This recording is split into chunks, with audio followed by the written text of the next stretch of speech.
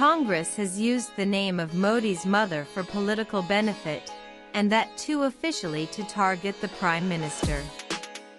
Bihar Congress posted a 36-second AI-generated video on X in which characters resembling Prime Minister Narendra Modi and his late mother Hiraben were shown with the caption "Ma appears in Sahab's dreams." This has triggered a sharp outcry, with a BJP worker filing a police complaint in Delhi. BJP and its allies Janata Dal and LJP condemned this act and describing it as shameful. Congress leader Pawan Khera said, "No disrespect was shown towards the Prime Minister or his mother.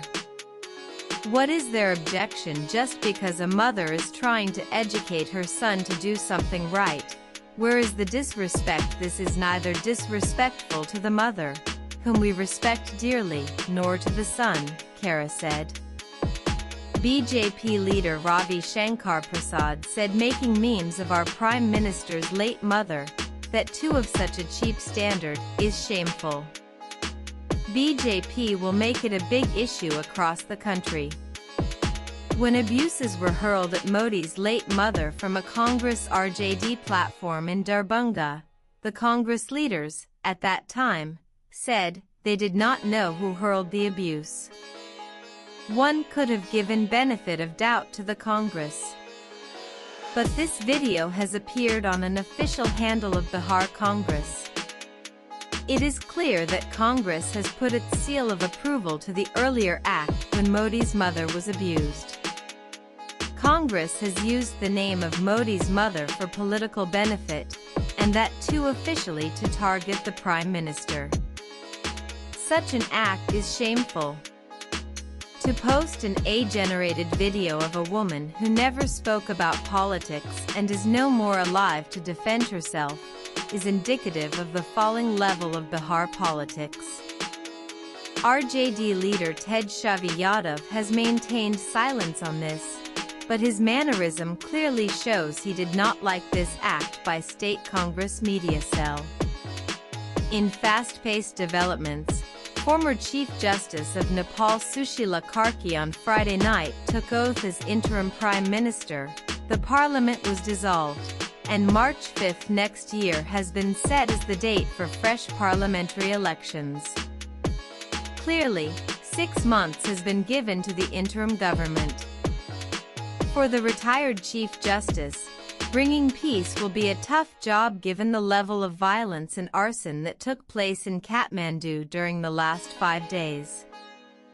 Presently, the army is in control throughout the country and soldiers are guarding all important installations, including the President's house. Kathmandu has turned into a ghost city with most of the people preferring to live indoors. The visuals of arson and destruction are really shocking. When people indulge in arson, violence and anarchy, when Parliament and the Prime Minister's residence are reduced to ashes, nothing seems to be left. Neither the Constitution, nor democracy, nor a semblance of law and order. Thousands came out on the streets and burnt everything. Democracy is now under the boots of the army, and whatever the army decides will be done. Leaders who were elected by the people have fled and gone underground. People whom the army will select will now run the country. Weapons and uniforms of policemen were looted by mobs during anarchy. Thousands of prisoners fled from jails, and several of them are now moving around wearing police uniform. It is difficult to differentiate between a policeman and a criminal. Those who launched the so-called civil agitation are denying that they had supported arson and violence.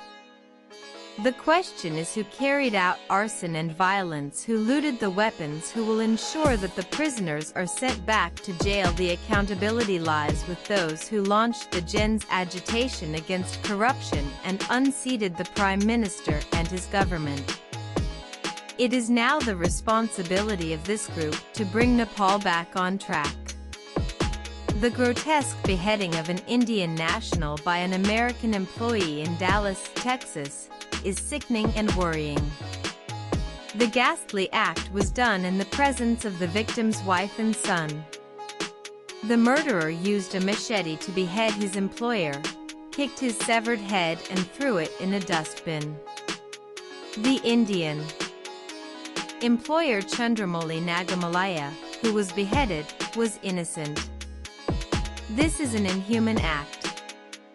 He was ruthlessly beheaded by a man who was a history sheeter and a certified criminal. The man who killed President Trump's close ally Charlie Kirk was a 22-year-old youth. Tyler Robinson is a resident of Utah. Police have seized the high-powered bolt-action rifle to kill Kirk.